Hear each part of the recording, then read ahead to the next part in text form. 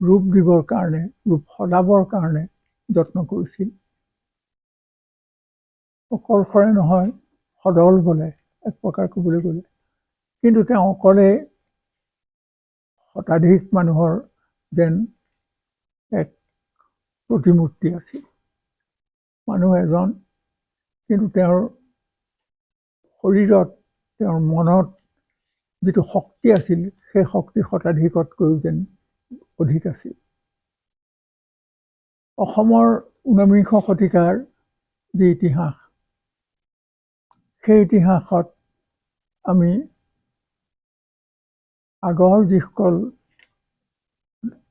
সংগীতজ্ঞ পাওঁ, লক্ষ্মীৰাম বৰুৱা প্ৰমুখ্যে, সেইসকলৰ পিছত অসমীয়া সংগীতক আটাইতকৈ গুৰুত্বপূৰ্ণ এটা নতুন ধাৰালৈ লৈ গ'ল জ্যোতিপ্ৰসাদে। আৰু জ্যোতিপ্ৰসাদৰ পিছতেই আহিল আমাৰ কলাগুৰু বিষ্ণুপ্ৰসাদ ৰাভা, যি আন এটা মাত্ৰা আমাৰ অসমীয়া সংগীতক দান কৰিলে। আৰু তাৰপিছত এজন এজনকৈ আমি বিভিন্ন ধৰণৰ আমি পাইছোঁ, ভূপেন হাজৰিকাক পাইছোঁ তাৰপিছতে। আৰু এই তিনিওজনৰ লগত প্ৰত্যেকৰ চিনাকি আৰু সম্পৰ্ক আছিল। আমাৰ জ্যোতিপ্ৰসাদৰ লগত কলাগুৰুৰ বয়সৰ পাৰ্থক্য খুব বেছি নাছিল, 7-8 বছৰমান আছিল। ঠিক তেনেকৈ আকৌ বিষ্ণুপ্ৰসাদ ৰাভাৰ লগত আমাৰ হাজৰিকা, ভূপেন হাজৰিকা, তেখেতৰ জীৱনৰ সম্পৰ্কও কিছু আছিল, কাৰণ বিষ্ণু ৰাভাৰ পৰা তেওঁ শিকিছিলে এক প্ৰকাৰ ক'বলৈ গ'লে। গতিকে এই তিনিওগৰাকী আমাৰ বিংশ শতিকাৰ প্ৰায় প্ৰথম 2টা দশকৰ ভিতৰত আমি দেখিছোঁ যে এই তিনিগৰাকী সংগীতজ্ঞই অসমীয়া সংগীতক এটা নতুন মাত্ৰা দান কৰি থৈ গৈছে। বিষ্ণু ৰাভাক আমি জানো যে তেওঁৰ জন্ম হৈছিল বংগত, দেউতাকে তাত তেতিয়া কাম কৰিছিল। আৰু তেওঁ অতি ধনাঢ্য ঘৰৰ আছিলে, পুত্ৰ আছিল, ধনাঢ্য পিতৃৰ পুত্ৰ আছিল। কিন্তু আমি জানো যে কেনেকৈ সেই সকলোবিলাক ত্যাগ কৰি তেওঁ জনজীৱনৰ মুক্তিৰ বাবে কেনেভাৱে কাম কৰিছিল। প্ৰথম মুক্তি হ'ল ব্ৰিটিছ শাসনৰ পৰা কেনেকৈ অসমক তথা ভাৰতবৰ্ষক মুক্ত কৰিব পাৰি। তেওঁ যেতিয়া কলেজত পঢ়ি আছিল, সেই সময়তে তেওঁ এটা শ্লোগান লিখিছিল, দেশে আছে 2টি পাঠা, একটি কালো একটি সাদা, দেশের যদি মঙ্গল চাও 2টি পাঠা বলি দাও। বাংলা ভাষাত এইটো লিখি ৱালত লিখি দিছিলে, যাৰ ফলস্বৰূপে তেওঁ সেই কলেজ এৰিবলগীয়া হৈছিল।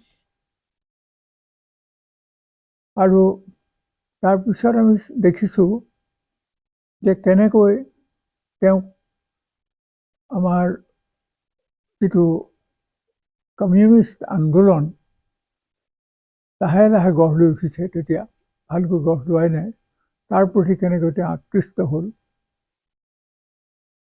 আৰু তাৰ লগে লগে তেওঁ কেনেকৈ সংগীত, নৃত্য এই আটাইবিলাকতে, আনকি তেওঁ পাণ্ডিত্য কথা ভাবিলে আচৰিত হ'ব লাগে। এই আটাইবোৰ গুণেৰে গুণান্বিত এই মানুহজন। ফুকনে তেখেতৰ বিশেষণটো সৰ্বগুণাকৰ ৰাখিছিলে। মই কৈছোঁ যে সৰ্বগুণাকৰটো ৰাখিব নালাগে, কাৰণ জয়গুৰু শংকৰ সৰ্বগুণাকৰ, যাক এৰি নাহিকেও পাম সৰ্বগুণে গৌৰৱ শংকৰদেৱকে সদায় বুজাই আহিছে। ফুকনে লগে লগে ক'লে যে এইটো সঁচাকৈয়ে বৰ হেৰি হ'ল, ভাল হ'ব। এতিয়া তেখেতে যিটো নাম দিছে সৰ্বকলা বিশাৰদ, এইটো বৰ সুন্দৰ নাম। নাম নহয়, বিশেষণ। এইগৰাকী ব্যক্তিৰ মাজত মই দেখিছোঁ যে কেনেকৈ তেওঁ সাধাৰণ মানুহৰ মুক্তিৰ বাবে নিজকে উৎসৰ্গা কৰিছিল। তদুপৰি তাৰ মাজে মাজে তেওঁ শাস্ত্ৰীয় সংগীত, শাস্ত্ৰীয় নৃত্য এইবিলাকৰ সমানেই তেওঁ তাৰ অনুশীলন কৰি গৈ আছিল। বহুতেই কয়, সেইটো অলপমান মানুহে মাত্ৰা এটা দি পেলাই কয় যে তেওঁ এইটো আমাৰ অসম ভাৰতবৰ্ষৰ সেই সময়ৰ তেওঁ হেৰি আছিলে, উপাচাৰ্য আছিলে আমাৰ ডাঙৰ পণ্ডিত ৰাধাকৃষ্ণ। ৰাধাকৃষ্ণনে তেওঁক এই উপাধিটো দিছিল বুলি বহুতে কৈছিল, কিন্তু সেইটো আচলতে পিছত জনশ্ৰুতিহে। সেইটো জনশ্ৰুতিটো এতিয়াও বহুতে ব্যৱহাৰ কৰি থাকে আৰু কয়, কিন্তু সেইটো জনশ্ৰুতি। সেইটো তেতিয়া হেৰিয়াক ৰাধাকৃষ্ণনে সেইটো উপাধি তেখেতক দিয়া নাছিল। যি কি নহওক, তেওঁ অসমলৈ অহাৰ পিছত, অসমলৈ আহি তেওঁ কেনেকৈ সত্ৰীয়া নৃত্যৰ পৰা আৰম্ভ কৰি আন সকলো বিষয়তে, গীত মাত এই সকলো বিষয়তে কেনেকৈ গোটেইখিনি জ্ঞান তেওঁ আহৰণ কৰিছিল, অনুশীলন কৰিছিল, প্ৰত্যেকটো বিষয় ভাবিলে আচৰিত হ'ব লাগে।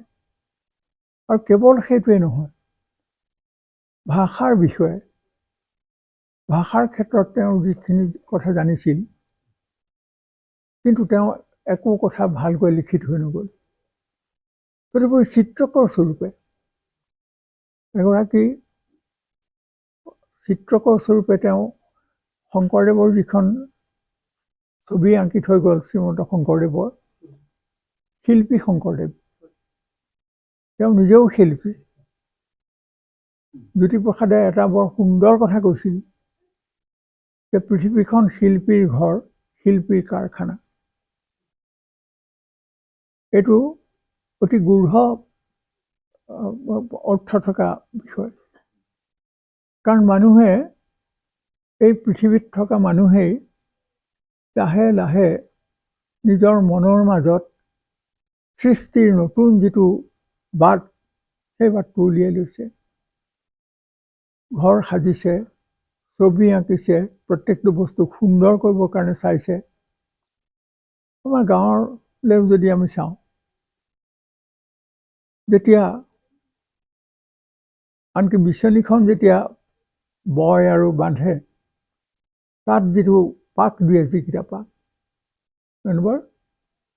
বা আমাৰ ডলাবিলাবোৰ যেতিয়া বান্ধে আৰু তাত যিবিলাক পাক দিয়ে, ঘৰ যেতিয়া সাজে, তাত যিবোৰ গাঁঠি দিয়ে, এই আটাইবিলাকৰ মাজত কেৱল প্ৰয়োজনটোৱেই নাই, সৌন্দৰ্যবোধটোও আছে। আমাৰ তেনেকৈ প্ৰত্যেকটো বস্তুৰ মাজত যিটো সৌন্দৰ্য আছে, সেইটো জ্যোতিপ্ৰসাদে জানিছিল, বিষ্ণুৰাভাই জানিছিল, ভূপেন হাজৰিকাই জানিছিল। সৌন্দৰ্যটো যে কেৱল সাজি কাচি থাকিলেই হ'ব সৌন্দৰ্যটো, সেইটো নহয়।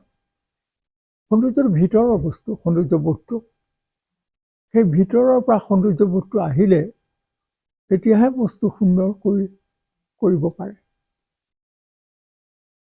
আৰু ভাষাৰ ক্ষেত্ৰতো ঠিক একেটা কথা।